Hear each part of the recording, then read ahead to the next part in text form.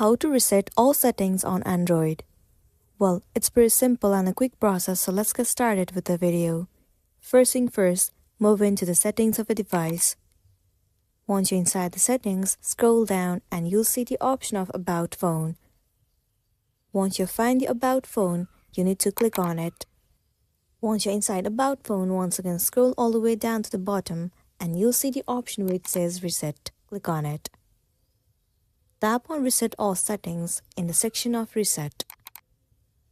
You can see it says it will reset all the settings on your phone except for security settings and more.